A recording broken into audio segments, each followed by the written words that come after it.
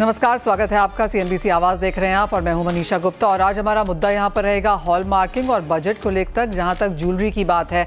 मैं आपको याद दिला दें कि पिछले 1-1.5 महीने में हमने हॉलमार्किंग को लेकर यहां पर काफ़ी सारी सुर्खियां बनते हुए देखी। एक तो ये कि यहां पर बुलियन में अब हॉलमार्किंग शुरू किया जाएगा और साथ ही साथ BIS का 78 साल था, एनिवर्सरी था, और उसमें भी ये बात की गई कि चांदी और चांदी के जो आर्टिफैक्ट्स हैं उसके ऊपर भी यहाँ पर हॉलमार्क की जानी चाहिए, क्योंकि बाजार की तरफ से इसकी एक मांग है, इसे मैंडेटरी शायद बनाना चाहिए। क्या कुछ है details as of now, jewellery hallmarking पर किस तरह के नंबर्स हैं और आगे जाकर ये दायरा कितना बढ़ सकता है और कब तक, इन सब पर बात करने के लिए हमारे साथ BIS की DDG चित्रा गुप्ता हैं। साथ ही साथ जुड़ेंगे रोकड़े ज्वेलर्स के MD और all India gem and jewellery domestic council के चेयरमैन राजेश रोकड़े, और हमारे साथ होंगे कार्तिकेय बुलियन के डायरेक्टर दीपक सोनी। लेकिन सबसे पहले बात यहाँ पर कर लेते हैं हॉलमार्किंग की। चित्रा जी नमस्कार, शुक्रिया साथ देने के लिए और आपको 2025 की बहुत बहुत शुभकामनाएं। आपके लिए साल काफ़ी सारी खबरों के साथ शुरू हुआ है, काफ़ी सारा काम आपके लिए लेड आउट भी है। लेकिन इससे पहले कि हम बुलियन और चांदी पे जाएं, आपसे जानना चाहेंगे कि ओवरऑल जो गोल्ड ज्वेलरी जहां पर अब मैंडेटरी है हॉलमार्किंग, कितने पीसेस हॉलमार्क हो चुके हैं, मंथली कितने होते हैं, कितने ज्वेलर्स अब यहाँ पर रजिस्टर्ड हैं, और साथ ही साथ यहाँ पर अब कितने डिस्ट्रिक्ट्स में हॉलमार्किंग की फैसिलिटी है? हाँ, नमस्कार। अभी तक जो मैं आपको बताऊं, गोल्ड की जो हॉलमार्किंग है हमने 2021 से मैंडेटरी की थी।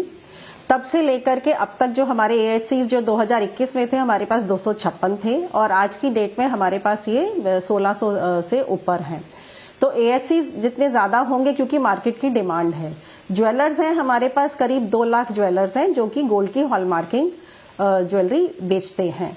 साथ ही साथ में जो हमारी डिमांड आप देख रहे हैं कि अभी तक हम लोग 45 करोड़ आर्टिकल से ज्यादा कर चुके हैं, 14 करोड़ आर्टिकल से ज्यादा हम कर चुके हैं, और हर महीने हम लोग कोई 4.5-5 लाख के करीब आर्टिकल्स हम लोग डेली के इतने कर रहे हैं, और एक महीने में करीब करीब हम लोग 4 करोड़ आर्टिकल्स अपने हॉलमार्क हम कर देते हैं।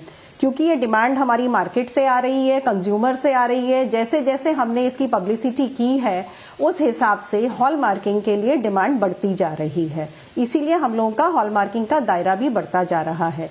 ये अभी हमारा 361 डिस्ट्रिक्ट्स में मैंडेटरी है, और इसके अलावा हमारे ऑफसाइट सेंटर्स भी हमने खोले हैं जहां पर कि कम ज्वेलर्स हो सकते हैं, कम मैन्युफैक्चरर्स हैं, जहां पे इतनी डिमांड अभी नहीं होगी क्योंकि it's a market driven business. तो AHCs के साथ में हम लोगों ने ऑफसाइट सेंटर्स भी खोले हुए हैं। तो 100 से ज्यादा हमारे पास ये ऑफसाइट सेंटर्स हैं जो रिमोट लोकेशन पे, जहां पर कि लोगों को हॉलमार्किंग कराने में दिक्कत ना होए, तो उन ऑफसाइट सेंटर्स के थ्रू यहाँ पे ये लोग अपना हॉलमार्किंग करा सकते हैं। एब्सोल्युटली। चित्रा जी, जिस तरह से मिनिस्टर्स, चाहे वो कॉमर्स मिनिस्ट्री है, food and consumer affair ministry है, सबने यही बात की है कि जहाँ तक ज्वेलरी की बात आती है, जिस तरह का कॉन्फिडेंस, ट्रस्ट, ट्रांसपेरेंसी, ट्रेसेबिलिटी की ज़रूरत है वो अब यहाँ पर लाई जानी चाहिए। और इसी के चलते जो वो ये बिल्डिंग ग्लोबल ब्रांड की बात अब यहाँ पर निकल के आई है, उसी के तहत ये भी माना जा रहा है कि बुलियन हॉलमार्किंग भी यहाँ पर हो। हम जानते हैं ये बातचीत पिछले 6 महीने से लगातार चल रही है। कितना काम अब तक हो चुका है और आप क्या कहेंगी, कितनी तैयारी है, कब से बुलियन हॉलमार्किंग एक्चुअली शुरू हो पाएगा? देखिए, बुलियन का हॉलमार्किंग करने के लिए हम लोगों की बहुत सारी बैठकें सभी स्टेक होल्डर्स के साथ हो रही हैं, काफी हद तक हो गई हैं, अभी थोड़ी बची हैं। जब वो हमारी पूरी हो जाएंगी तो हम अपना ये प्रपोजल बना करके मंत्रालय को भेज देंगे। ऑलराइट। और साथ ही साथ मिनिस्टर ने आपको 78th एनिवर्सरी पे कहा कि BIS को अब चांदी और चांदी आर्टिकल्स पे काम करना चाहिए। उस पर अब क्या पहुंच है, रीच है, क्या उस पर भी काम शुरू हुआ है? जी हाँ, जैसा कि अगर सबको ज्ञात होगा कि हमने 2005 में चांदी की हॉलमार्किंग वॉलंटरी बेसिस पे शुरू की थी। जो आज की डेट में अगर हम देखते हैं तो हमारे पास 17,000 से ज्यादा ज्वेलर्स हैं जो कि सिल्वर की हॉलमार्क ज्वेलरी बेच रहे हैं। और इससे हम लोगों का, और जो हमारे एसिंग एंड हॉलमार्किंग सेंटर्स हैं वो हमारे पास 212 AHCs हैं जो कि सिल्वर की हॉलमार्किंग की टेस्टिंग करते हैं और उसको प्रमाणित करते हैं कि ये भारतीय मानक के हिसाब से है, IS 2112 के हिसाब से हैं। और अब इसको क्योंकि जो हमारा 6 तारीख को स्थापना दिवस मनाया गया था, उस पे हमारे जो माननीय मंत्री हैं मिस्टर प्रहलाद जोशी जी, उन्होंने ये कहा था कि कंज्यूमर्स की डिमांड है कि सिल्वर को भी अभी हमें मैंडेटरी में लेके आ जाना चाहिए।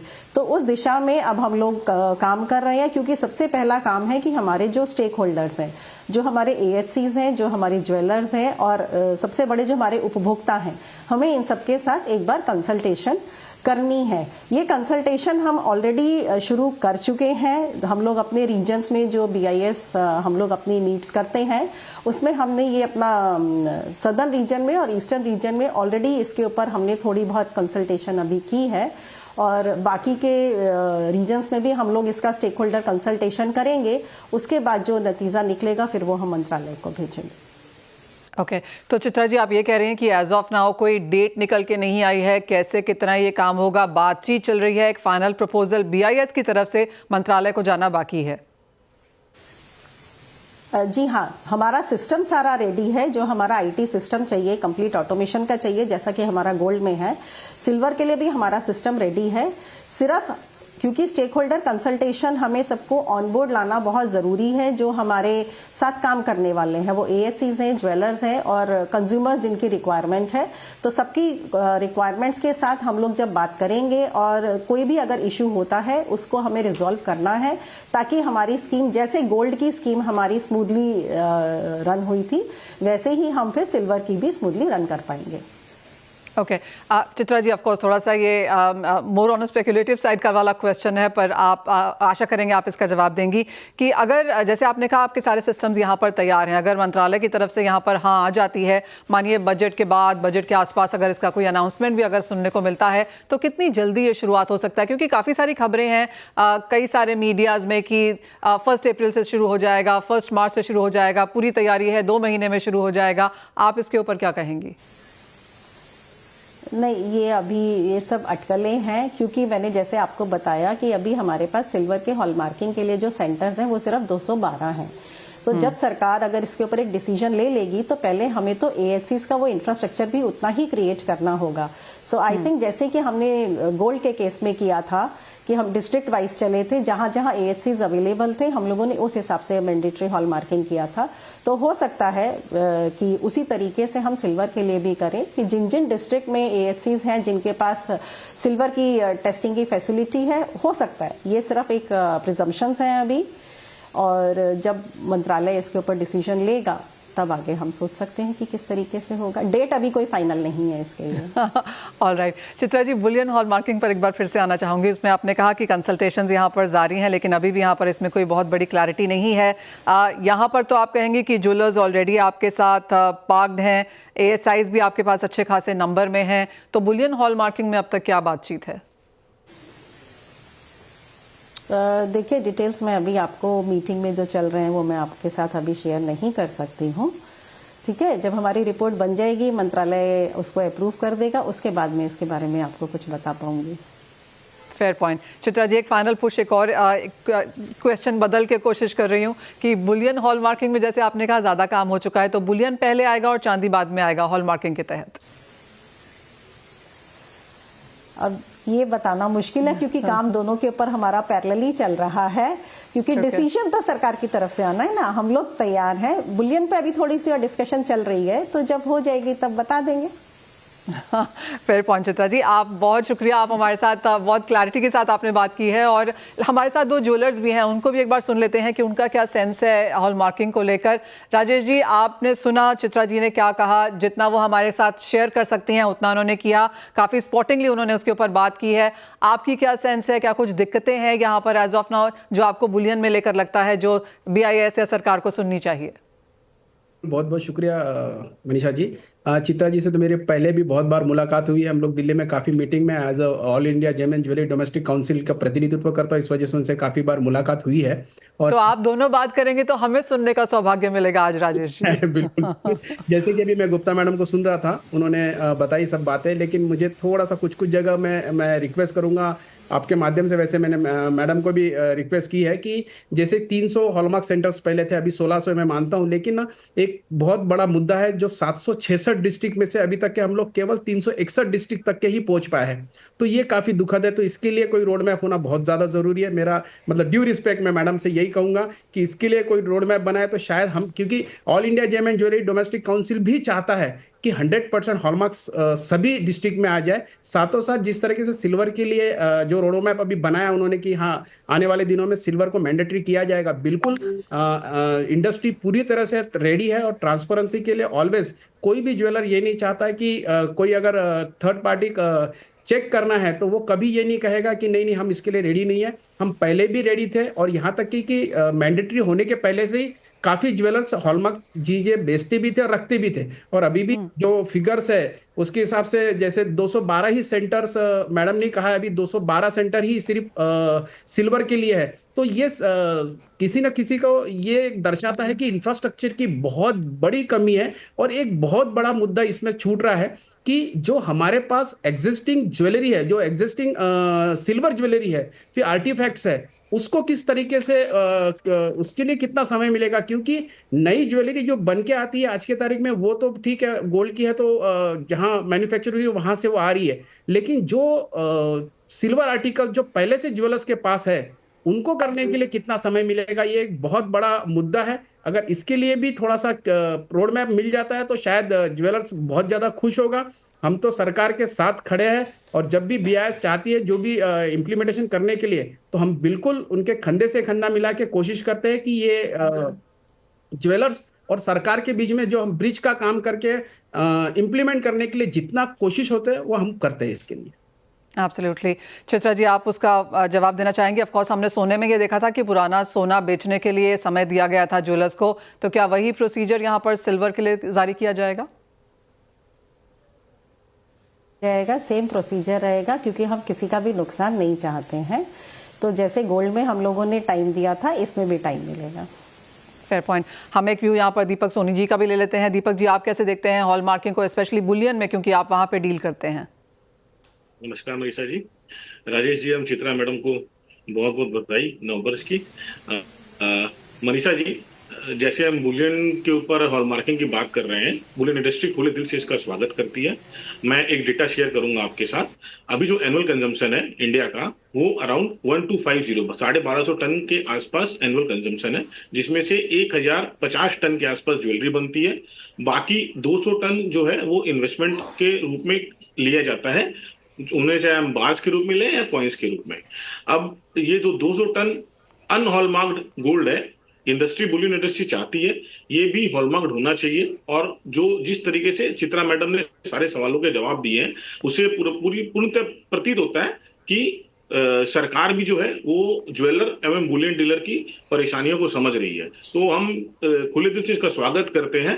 और कुछ जो प्रॉब्लम्स है जो आएगी तो हम उसमें सरकार से चाहते हैं कि उसी तरीके से हमारी पूरी मदद करें कि इंडस्ट्री वेरी स्मूथली इसको मैंडेटरी होने में और इसको इम्प्लीमेंट करने में सरकार का साथ दे सके। Point taken. ऑलराइट, तो फिर ये तो बात हुई यहाँ पर हॉलमार्किंग को लेकर। चित्रा जी, आपको जाने दें उससे पहले एक सवाल है। काफ़ी हद तक यहाँ पर डायमंड्स को लेकर भी अब बात चली है कि थर्ड पार्टी या गवर्नमेंट का भी यहाँ पर हिस्सा होना चाहिए। एज ऑफ नाउ हम जानते हैं कि प्राइवेट पार्टीज यहाँ पर सर्टिफाई करती हैं डायमंड्स को। क्या बीआईएस इस तरफ एट ऑल देख रहा है? डायमंड देखिए हमारे अभी परव्यू में नहीं है। हम लोग प्रेशियस मेटल से डील करते हैं और डायमंड हमारा अभी प्रेशियस मेटल्स के उस कैटेगरी में नहीं है ना। It is not a precious metal. Alright, तो वो कॉन्वर्सेशंस अभी यहाँ पर नहीं है। कुछ बातें यहाँ पर निकल के आई हैं कि शायद इसे भी बीआईएस के साथ में लेके जाया जाए, लेकिन जैसे चित्रा जी हमें बता रही हैं कि एज ऑफ नाउ यहाँ पर कुछ नहीं है। चित्रा जी, बहुत शुक्रिया हमारे साथ जुड़ने के लिए, मेरे भी सवाल लेने के लिए और मेरे बाकी दोनों गेस्ट के भी यहाँ पर आप सवाल लिए, उसके लिए बहुत बहुत धन्यवाद। वेल, इसी के साथ एक ब्रेक के लिए रुकेंगे। जब लौटेंगे तो हमारे साथ दीपक जी और राजेश जी होंगे। उनसे जानेंगे कि बजट से उनकी क्या एक्सपेक्टेशंस हैं और आगे किस तरह का ज्वेलरी बाजार उनको 2025 के लिए लगता है।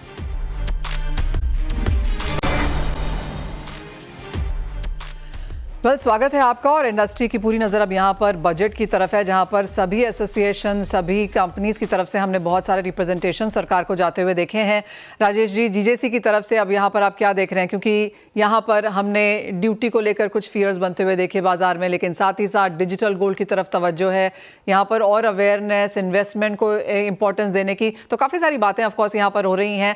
आपको क्या लगता है इस बजट में क्या देखने को मिलेगा और आपकी एक विश लिस्ट क्या है सरकार के लिए?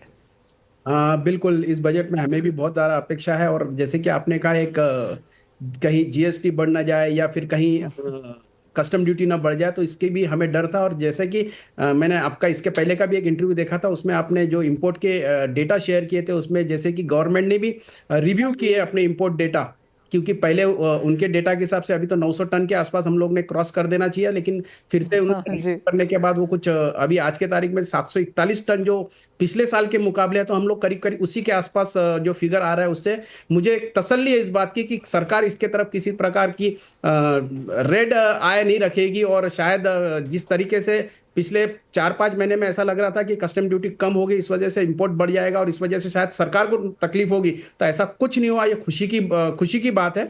और मुझे लगता है कि इस वजह से सरकार बिल्कुल किसी प्रकार की इंपोर्ट ड्यूटी नहीं बढ़ाएगी, ऐसा मुझे बिल्कुल विश्वास है। और साथों साथ मुझे एक चीज ऐड करना बहुत जरूरी है। आज दुबई एक लोगों को, एक इंडिया से काफी लोग दुबई जाते हैं, घूमने के लिए जाते हैं, और उनको ये एक दिमाग में बैठ गया है कि दुबई में काफी सस्ता है। लेकिन मैं ये बताना चाहता हूँ कि अभी इंडिया हो या दुबई, दोनों तरफ एक ही रेट हो गया, क्योंकि कस्टम ड्यूटी कम होने के कारण उसी रेट में इंडिया में अवेलेबल है। और मेकिंग चार्जेस जो नॉर्मली दुबई में है, उससे 50% कम में इंडिया में है। और ज्यादातर ज्वेलरी इंडिया से ही बाहर जाती है, इस वजह से यहाँ खरीदारी बहुत बेहतर होता है। जैसे कि आपने डिजिटल गोल्ड के बारे में भी पूछा, तो मेरा एक ही कहना होता है कि हम जीडीपी में करीब 8 से 9%, 8% से ज्यादा कंट्रीब्यूट करते हैं। तो जब कभी भी ज्वेलरी बनती है तो उसके एक बड़ा रोजगार उपलब्ध होता है, रोजगार मिलता है, तो कहीं ना कहीं वो इकोनॉमी को सपोर्ट करता है।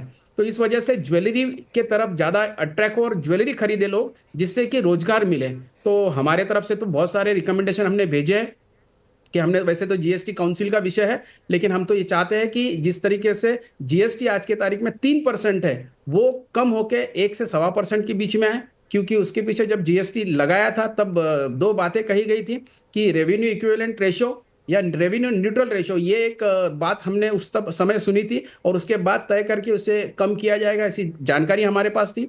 तो अभी जो दोनों रेशोस को देखते हैं तो 1% या 1.25% के आसपास वो बैठता है। तो वो जो सोचे थे उतना जीएसटी होना चाहिए, जिससे कि जितना आज करीब हम लोग कहते हैं कि 70 to 75% तक के ये ऑर्गेनाइज हो चुका है बिजनेस, तो ये 100% ऑर्गेनाइज हो जाए, जिससे कि ये जीएसटी कम हो जाती है, उसका फायदा मिलेगा। साथ ही हम लोग डिजिटल पेमेंट को लेके काफी चिंतित रहते हैं। कई बार यूपीआई से पेमेंट करते हैं तो कुछ ट्रेडर्स के यहाँ बीच बीच में बहुत ज्यादा तकलीफें हुई थी, उनके अकाउंट तक सीज हो गए, तो लोग डरते थे। तो वो फियर निकल जाना चाहिए था, निकल जाना चाहिए है। और इसी वजह से डिजिटल पेमेंट अगर किसी का भी यूपीआई से हो या फिर क्रेडिट कार्ड से हो या किसी भी प्रकार का हो, तो किसी भी ज्वेलर्स का जो बैंक अकाउंट है उसे सीज ना करे, फ्रीज ना करे, क्योंकि इसके वजह से कहीं ना कहीं उनको डर का एक माहौल बनता है। तो इसकी मांग महाराष्ट्र में तो हम लोग ने यहाँ पे हमारा प्रॉब्लम शॉर्ट आउट कर लिया, लेकिन सेंट्रली ये एक आश्वासन मिल जाए जिससे कि हम लोग डिजिटल पेमेंट लेने में इजी कर दें।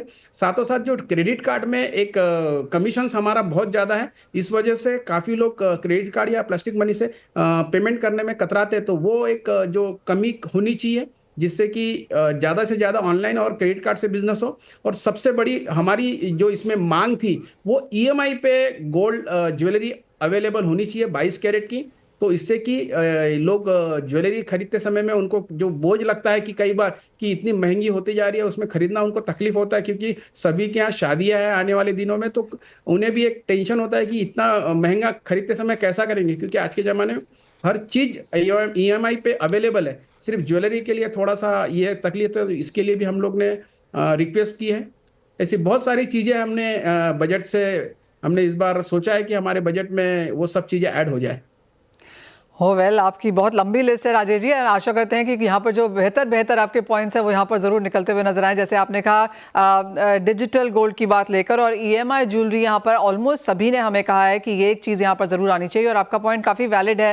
वाइट गुड्स जिनकी जो इन्वेस्टमेंट भी नहीं है उसके लिए भी ईएमआई मिलती है, तो सोना एक इन्वेस्टमेंट के तौर पर अगर देखें तो उस लिहाज से भी यहाँ पर ईएमआई आना चाहिए। ये ऑफकोर्स सरकार के पास है। दीपक जी, आपकी क्या विश लिस्ट है, आप क्या चाहेंगे इस बार बजट से? मनीषा जी, राजेश जी ने बहुत सारे पॉइंट्स कवर कर ही दिए हैं, लेकिन इसमें जो पॉइंट्स बाकी रह गए हैं मैं उसके ऊपर कुछ बोलना चाहूंगा। इंपोर्ट ड्यूटी जो है वो 6% से कम होनी चाहिए। हमने देखा है कि इंपोर्ट ड्यूटी कम होने के बाद भी अगर इंपोर्ट के डेटा में कोई फर्क नहीं आया है, तो 6% से घटा के ड्यूटी को 3% किया जाना चाहिए, और आने वाले समय में इसको और कम किया जाना चाहिए, जिससे ग्रे मार्केट पे जो अब लगाम लग चुकी है 15% ड्यूटी से 6% करने के बाद, उसको और कसा जा सके। जितनी कस्टम ड्यूटी कम होगी, हम उतने ऑर्गेनाइज सेक्टर की तरफ अपनी ज्वेलरी इंडस्ट्री को जाते हुए देखेंगे। IIBX जो इंडियन गवर्नमेंट ने स्टार्ट किया है, बुलियन एक्सचेंज, उसको स्मूथली काम करने के लिए कुछ और किया जाना चाहिए, जिससे क्वालिफाइड ज्वेलर्स, TRQ होल्डर्स को फायदा मिल सके। एक चीज इसमें और बोलना चाहूंगा मैं, इंपोर्ट में जब हम इंपोर्ट कर रहे हैं गोल्ड को, तो जो हमें सबसे ज्यादा चैलेंजेस मिल रहे हैं वो FTA कंट्रीज जो है उनसे इंपोर्ट होने के कारण जो बुलियन डीलर्स फायदा उठा पा रहे हैं या ज्वेलर्स फायदा उठा पा रहे हैं, उसके ऊपर लगाम लगनी चाहिए।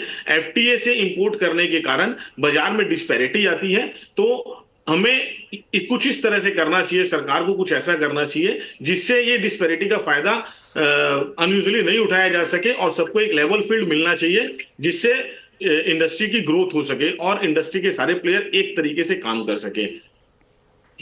Fair point that. तो क्लियरली आपने वो लिस्ट यहाँ पर और लंबी कर दी है। इंपोर्ट ड्यूटी को लेकर जो बाजार को चिंताएं हैं, वेल सुनने को तो यही मिला है कि जिस तरह से IIBX की तर्ज पे यहाँ पर इंपोर्ट हो रहा है, धीरे धीरे इंपोर्ट को यहाँ पर लोअर ही रखा जाएगा। एंड ऑफ कोर्स जहाँ तक FTA डिस्पैरिटी की बात है, वो हमने 2024 में काफ़ी हद तक प्ले आउट होते हुए देखी। सरकार उसे कैसे हैंडल करती है वो भी शायद बजट के बाद की बात है, लेकिन उस पर भी एक नज़र यहाँ पर बरकरार होनी चाहिए। अब आ जाते हैं यहाँ पर मांग को लेकर, और राजेश जी ऑफकोर्स शादियों का सीजन यहाँ पर रहा है, किस तरह की मांग आप बनता हुआ देख रहे हैं? क्योंकि लास्ट क्वार्टर में डिसेंट सेल्स थी, हायर थी क्वार्टर ऑन क्वार्टर, पिछले साल के मुकाबले ही थी, लेकिन अब जो ये नया क्वार्टर शुरू हुआ है, बहुत सारे जियोपॉलिटिकल टेंशंस भी यहाँ पर हैं, कैसे जनवरी आगे प्ले होगा, बाजार की नज़र उस पर भी होगी, लेकिन एज ऑफ नाउ किस तरह से आप मांग को यहाँ पर कैलकुलेट कर रहे हैं इस क्वार्टर के लिए? बिल्कुल। देखिए, वैसे तो ये 25 जो दिसंबर होता है तब से लेके तो 14 जनवरी तक के हमारे यहाँ नॉर्मली थोड़ा सा मांगलिक समय ना मानते हुए इस समय खरीदारी कम होती है, लेकिन 14 जनवरी के बाद से अच्छी खासी खरीदारी शुरू हो जाएगी। और जिस तरीके से भारत को एक युवा देश करके जाना जाता है, तो सबसे ज्यादा शादियां भी इसी साल है, तो इसका फायदा बहुत ज्यादा मिलने वाला है। और इसके वजह से मुझे ऐसा लगता है अच्छी खासी डिमांड इस बार भी रहेगी। और डिमांड के पीछे बहुत सारे रीजंस होते हैं, शादियों तो एक रहता है, लेकिन भारतीय संस्कृति में इतनी ज्यादा बीच बीच में त्योहार आते हैं। इस बार तो जैसे महाकुंभ भी एक, मैं अभी थोड़ी देर पहले आपके चैनल पे ही देख रहा था, महाकुंभ को लेके काफी कवरेज है। तो महाकुंभ के लिए भी लोग इस यादगार महाकुंभ में भी लोग खरीदारी करना सोचते हैं कि ये अच्छा समय है। कोई भी अच्छा समय है, उस समय में जिस तरह से मिठाई खाई जाती है, उस समय ठीक तरीके से सोना खरीदा जाता है। राइट, आई होप थोड़ा सा सोने के प्राइसेस और नीचे आ जाए तो हम उसको वो कैटेगरी यहाँ पर दे सके। लेकिन just coming back to the thing, जो आपने राजेश जी पहले कहा था कि अभी भी बहुत ज़्यादा लोगों को अवेयरनेस नहीं है कि ड्यूटी कट के बाद दुबई और इंडिया में अब यहाँ पर almost same level playing field है। अभी भी कुछ लोगों का मानना है कि अच्छा ठीक है, जा रहे हैं तो ले लेंगे क्योंकि एटलीस्ट प्योरिटी वहाँ पर बेटर है। तो कुछ ना कुछ तरीके से अभी भी दुबई को थोड़ा सा ऊपर रखा जाता है। नहीं, मैं वही कह रहा था आपको कि ज्यादातर ज्वेलरी अगर आप दुबई में देखते हैं तो इंडिया से ही ज्यादातर जाती है। अगर 70%, मैं तो परसेंटेज वाइज भी कहूंगा 70% ज्वेलरी इंडिया से ही होके वहां जाती है। आप स्पेशली कलकत्ता ज्वेलरी बहुत ज्यादा जो पसंद की जाती है, हमारा साउथ इंडियन ज्वेलरी भी वहां बहुत ज्यादा पसंद की जाती है, तो यहीं से उधर जाती है। लोगों को पहले, अभी धीरे धीरे वो चेंज आएगा। जब से कस्टम ड्यूटी कम हुई है तब लोगों को ये समझ में आ गया कि उसी रेट में अगर मुझे इंडिया में मिल रहा है तो मैं क्यों वहां से फिर से लेके जाऊं। और यहाँ पे नो डाउट दुबई से ज्यादा डिजाइन है। और जैसे कि आपने कहा कि ट्रस्ट और प्यूरिटी को लेके, तो जब से हॉलमार्क मैंडेटरी हो चुका है गोल्ड का, तब से मुझे नहीं लगता है कि प्योरिटी के लेके कभी भी कहीं शिकायत आई होगी। और भारत में, पूरे इंडिया में सभी जगह गुणवत्ता को लेके सभी ज्वेलर्स बहुत ज्यादा ध्यान भी देते हैं। और वही ज्वेलरी जो उसी गुणवत्ता की, जो आज वर्ल्ड क्लास जिसे ज्वेलरी कहा जाता है, वो सब उससे दुबई से कम दामों में इंडिया में अवेलेबल है। तो वे क्लैरिटी का आप यहाँ पर काफ़ी जाना इंपॉर्टेंट है, क्योंकि अभी भी कई लोगों से तो मेरी ही बात हो जाती है राजेश जी, जो ऐसा कहते हैं कि अच्छा जा रहे हैं तो वहीं से ले लेंगे। तो क्लियरली वो एक क्लैरिटी है जो बाजार में यहाँ पर सीप इन होनी चाहिए। दीपक जी, आप कैसे देखते हैं आगे जाता हुआ यहाँ पर मांग? और आपने वो इनिशियली यहाँ पर विश्लेषण किया कि एनुअल कंजम्पशन कितनी है, उसमें इन्वेस्टमेंट कितना है, उसमें ज्वेलरी मेकिंग कितना है, तो क्या वो आंकड़ा अभी भी यहाँ पर लगातार बनता हुआ देख रहे हैं आप? क्या इन्वेस्टमेंट बढ़ी है पिछले कुछ सालों में? मनीषा जी, इन्वेस्टमेंट जो है, अब आप देख ही रहे हैं, इतने इतने सारे आईपीओज आ रहे हैं। अब पिछले 5 सालों में जो आईपीओज में इन्वेस्टमेंट हुए हैं, जो हमारी इंडस्ट्री से काफी ज्वेलर्स ने आईपीओ लाके मार्केट को डेवलप किया है, तो मुझे नहीं लगता आने वाले समय में हमें कहीं भी मांग में कोई गिरावट आती हुई दिखाई देगी। 2017 में जब जीएसटी इंप्लीमेंट हुआ था, उस समय गोल्ड रेट्स अराउंड 30,000 थे। उस समय जो इंपोर्ट हो रहा था वही गोल्ड आज के दिन में भी उतना ही डेटा इंपोर्ट हो रहा है, डिस्पाइट इतने रेट्स हाई हो गए हैं। तो मुझे नहीं लगता कि आने वाले समय में भी हम इस डेटा को कम आते हुए देखेंगे। डिमांड जो है वो उसी तरीके से बनी रहेगी। ये हो सकता है कि कुछ महीने स्लो डाउन हो जाए और कुछ महीने काफी अच्छे चले जाएं। आने वाला सीजन भी काफी अच्छा ही रहेगा। फरवरी और मार्च में, फरवरी में काफी शादियां हैं, तो इमीडिएट ऐसा कुछ नहीं लग रहा कि रेट्स के चलते स्लो डाउन होगा। ये रेट्स अब धीरे धीरे इंडियन पब्लिक को डाइजेस्ट होने स्टार्ट हो जाएंगे। अराउंड 76 और 77 के रेट्स अब अट्रैक्टिव है इंडियन पब्लिक के लिए। वो एब्सोल्युटली। और वो आपने आईपीओ की बात करी तो उसमें बता दें कि जिस तरह का डेटा निकल के आया है उसके लिहाज से 19 आईपीओज ज्वेलरी सेक्टर की तरफ से 2024 में हमने आते हुए देखे। आईपीओज एंड आईपीओ एप्लीकेशंस जो कि माना जा रहा है कि 2025 में सिर्फ बढ़ते हुए नजर आएंगे, क्योंकि कॉर्पोरेट सेक्टर इसमें आ रहा है, नए यहाँ पर एक्सपेंशन हो रहे हैं और लोग यहाँ पर मार्केट में जाना चाहते हैं, तो वो नंबर शायद इस साल और भी बढ़ता हुआ नजर आए। वेल, इससे पहले कि ये कार्यक्रम वाइंड डाउन करें, इंपॉर्टेंट है जानना आप दोनों से ही कि आप लोगों को प्राइस आउटलुक के लिहाज से क्या लगता है, क्योंकि लोग यहाँ पर रोजाना बैंक्स, ब्रोकरेजेस, एनालिस्ट अपनी जो फोरकास्ट है वो यहाँ पर चेंज करते हुए नजर आ रहे हैं। इतनी ज्यादा अनसर्टेनिटी मार्केट्स में है। राजेश जी, आपसे पहले क्या लगता है कहां जाएंगे सोने के प्राइसेस? क्या आप इस साल को 2 भागों में बांटेंगे? फर्स्ट ईयर ऑफ कोर्स बहुत अनसर्टन है, तो कैसे देखते हैं प्राइस वॉलेटिलिटी? मुझे बस ट्रम्प जिस दिन पदभार संभालेंगे उसके बाद ही लगता है कि क्या होगा। जिस तरीके का अंदाजा मुझे ट्रम्प का है, मुझे लगता है कि वो काफी एग्रेसिव नेता है। और मैं एक बात हर बार कहता हूं कि जितने देश है वो चाहते ही नहीं है कि स्थिरता रहे पूरे दुनिया, तो कहीं ना कहीं अस्थिरता ही गोल्ड को ऊपर लेके जाती है। और जिस तरीके से अभी डॉलर्स देख रहा हूँ, $2600 भी बहुत ज्यादा है। हमने इसके पहले की इंटरव्यू में $2300 ही हमको बहुत ज्यादा लगते थे, तो 2600 और $2600 के आसपास अगर रेट आज है और आने वाले दिनों में, तो नो डाउट मुझे लगता है कि ये नया रिकॉर्ड बनाएगा। $3200 से $1000 तक के जाने की संभावना पूरी दिखती है। और केवल एक कारण नहीं है, इसके बहुत सारे कारण है, क्योंकि सेंट्रल बैंक बाइंग कर रही है। जितने भी विकसित देश है वो मैंने बता ही दिया कि उनका क्या मोटो है। और इसके अलावा डिमांड में कोई कमी नहीं है, डिमांड ऑलवेज है। और तो बहुत, और जिस तरीके से अभी और भी जियोपॉलिटिकल इश्यूज है उनका चल रहा है, फेड के रेट्स कट धीरे धीरे कम होके कटना शुरू हो ही रहा है। तो ये सब चीजें कहीं ना कहीं रीजंस को काफी सारे रीजंस हैं कि हम प्राइसेस यहाँ पर ऊपर जाता हुआ देखेंगे। वेल, इस कार्यक्रम में आज इतना ही समय है, लेकिन आप दोनों से बहुत जल्दी फिर से जुड़ेंगे, क्योंकि बजट से पहले, बजट के बाद प्राइस मूवमेंट और 20 तारीख के बाद तो ऑफकोर्स यहाँ पर कॉन्वर्सेशन एक्चुअल में शुरू होगी, तब आपसे यहाँ पर फिर से बात होगी। लेकिन बहुत शुक्रिया दीपक जी, राजेश जी, आप दोनों का ही आज साथ जुड़ने के लिए। इसी के साथ मुझे भी दीजिए इजाजत। आप बने रहिए CNBC आवाज पर।